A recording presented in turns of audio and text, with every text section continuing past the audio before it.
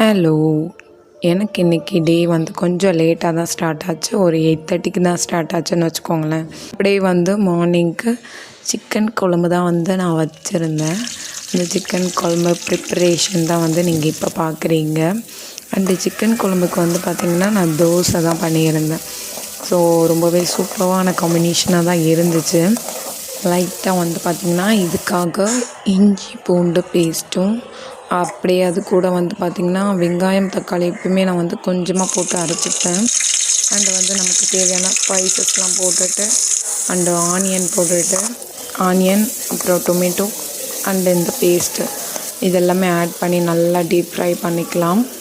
அதுக்கப்புறம் வந்து பார்த்திங்கன்னா கொஞ்சம் பேஸ்ட்டையுமே வந்து பார்த்திங்கன்னா இதில் அப்படியே ஆட் பண்ணி நல்லா டீப் ஃப்ரை பண்ணிக்கலாம். பண்ணிவிட்டு அதுக்கப்புறம் பார்த்திங்கன்னா அதிலே கொஞ்சம் மிளகாய்த்தூள் வந்து நான் குழம்பு மிளகாய்த்தூள் தான் போடுவேன். இந்த தனி மிளகாய்த்தூள்லாம் நான் யூஸ் பண்ணவே மாட்டேன். அஃப்கோர்ஸ் பிரியாணிக்கு மட்டும்தான் அது நல்லாயிருக்கும் என்னோடய பாயிண்ட் ஆஃப் வியூவில். ஸோ நான் அதுக்கு மட்டும்தான் அதை வந்து யூஸ் பண்ணிப்பேன். அதுக்கப்புறம் இது நல்லா டீப் ஃப்ரை ஆனதுக்கப்புறம் சிக்கனும் நல்லா பாயில் ஆனதுக்கப்புறம் வந்து பார்த்திங்கன்னா நம்ம வந்து வாட்டரை ஊற்றிக்கலாம். அதுக்கப்புறம் ஒரு கொஞ்சமாக பேஸ்ட் அரைச்சி ஊற்றிக்கலாம். எனக்கு ரொம்பவும் திக்காக இருந்தால் பிடிக்காது. ஸோ அதனால் அண்டு கடலையும் தேங்காவும் மட்டும் போட்டு பேஸ்ட் பண்ணிவிட்டு அதை வந்து இதில் சேர்த்துக்கலாம்.